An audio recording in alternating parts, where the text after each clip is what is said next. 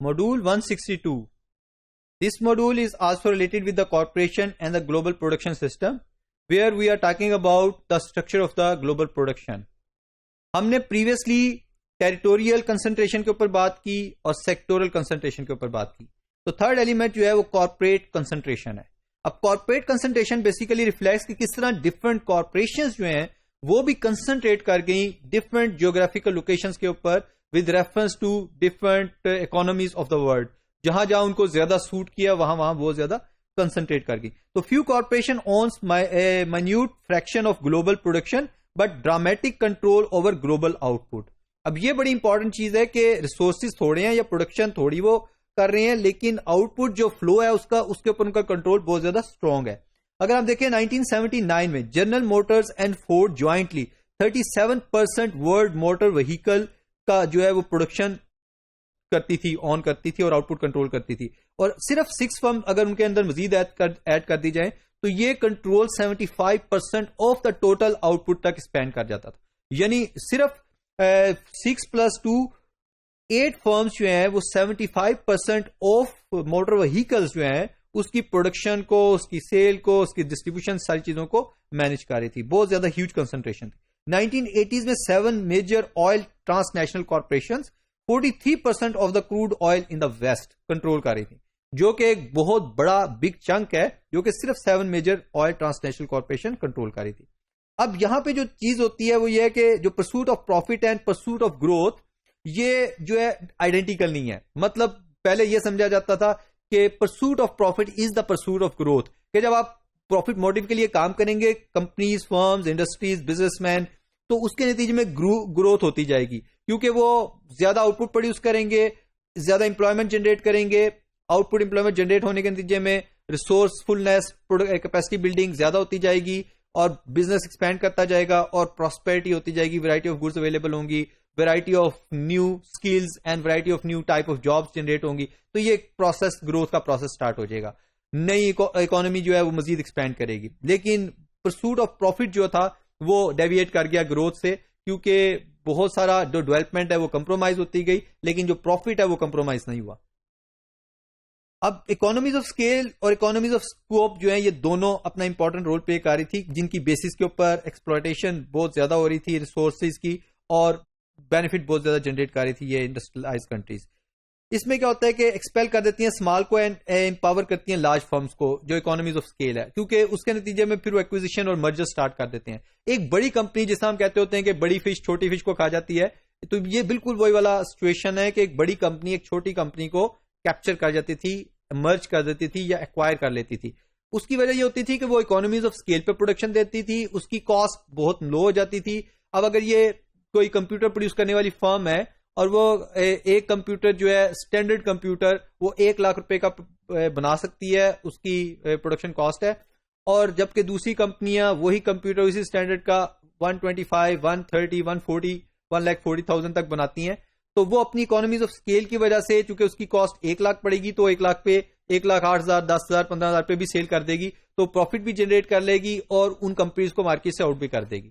تو یہ ایک سینیریو ہوتا ہے. اب جو مارکیٹ میں چھوٹی چھوٹی کمپنیاں ہوتی ہیں جب ان کا ایگزسٹنس یا سروائیول انڈر تھریٹ ہو جاتا ہے تو وہ اپنے آپ کو سیو کرنے کے لیے اپنے ایسٹس کو، اپنے کیپٹل کو، ورنہ تو بالکل کولیپس کر جائیں گی تو پھر تو وہ سیل ہی نہیں کر سکیں گی، تو ان کا سارا ویسٹ ہو جائے گا. تو وہ مرجر اور ایکوزیشن کی طرف چلی جاتی ہیں، وہ اپنے ایسٹ ان کو سیل کر دیتی ہیں اور تاکہ اپنا ان کیش کرا لیں اپنے ایسٹس کو اور کسی اور انویسٹمنٹ یا بزنس میں چلے جائیں.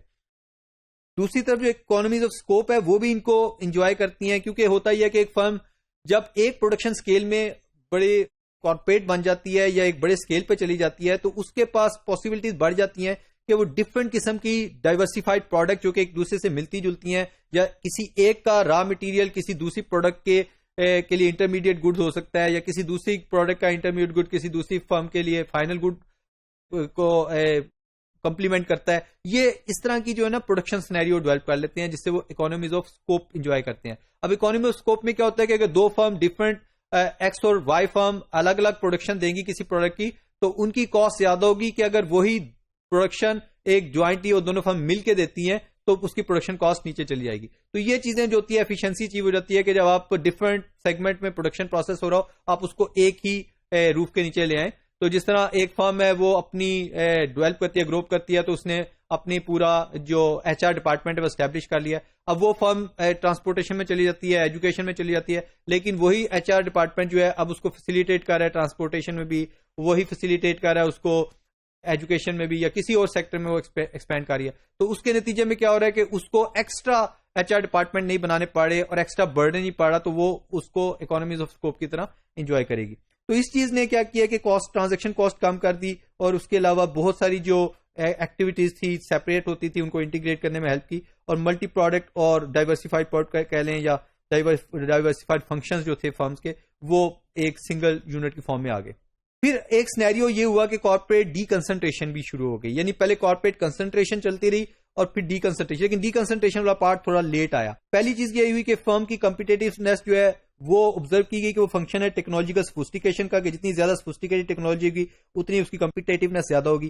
لیکن یہ سفسٹیکیشن ٹیکنالوجی کی حاصل کرنے کے لیے ایک کنٹینیوڈ ریسرچ اینڈ ڈیولپمنٹ چاہیے تھی.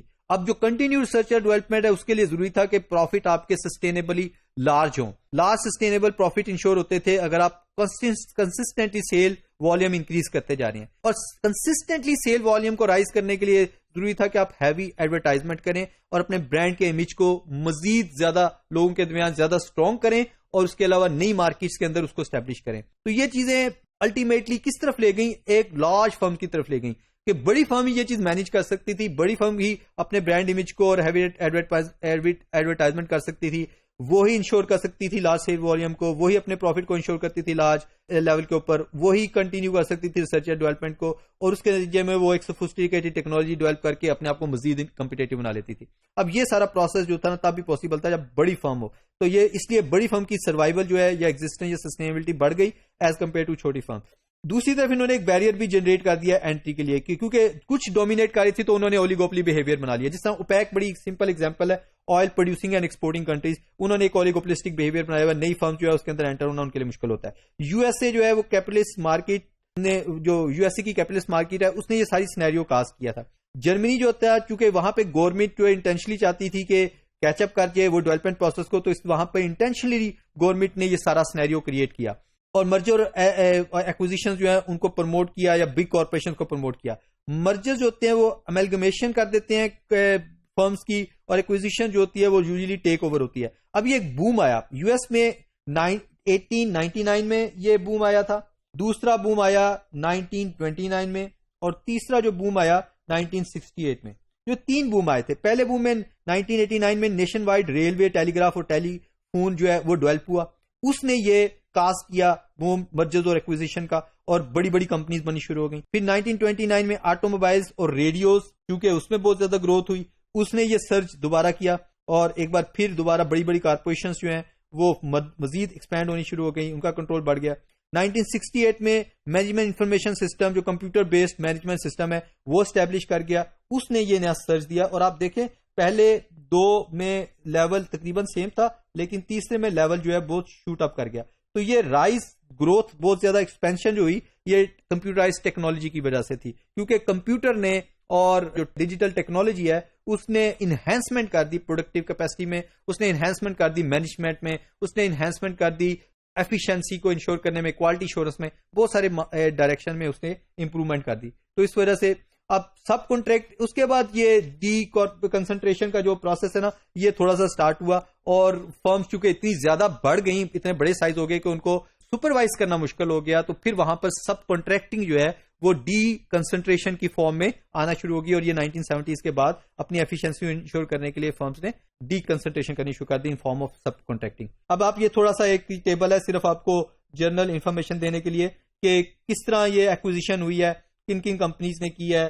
یہاں پر اگر آپ دیکھیں تو یہ تھوڑا سا آپ کو یاہو ہے، اس نے جو کمپنی تھی بک پیڈ اس کو ایکوائر کر لیا تھا، اور یہ ڈیل جو تھی یہ $15 ملین کی تھی، جو فرسٹ کوئی ایکوزیشن تھی یاہو کی. اسی طرح آپ دیکھیں یہ ٹی سی ایس ہے، اس نے سی ایم سی کو ایکوائر کر لیا تھا، اور یہ مرجر ہوا تھا جو آئی ٹی بزنس کا تھا. تو اس طرح کر کے آپ یہ سارے دیکھیں، انٹرسٹنگ ہے. جو آپ اس کے علاوہ نیٹ کے اوپر جا سکتے ہیں، ڈفرینٹ سورسز اویلیبل ہیں جہاں پہ آپ چیک کر سکتے ہیں کہ کون سی کمپنیز جو ہیں اوور دا ٹائم جہاں پہ مرجر اور ایکوزیشنز ہوئے، اور کس طرح ایک بڑی کمپنیز جو ہیں ڈفرینٹ فیلڈز کے اندر 2 یا 3 بڑی کمپنیز جو ہیں وہ اسٹیبلش ہو گئیں.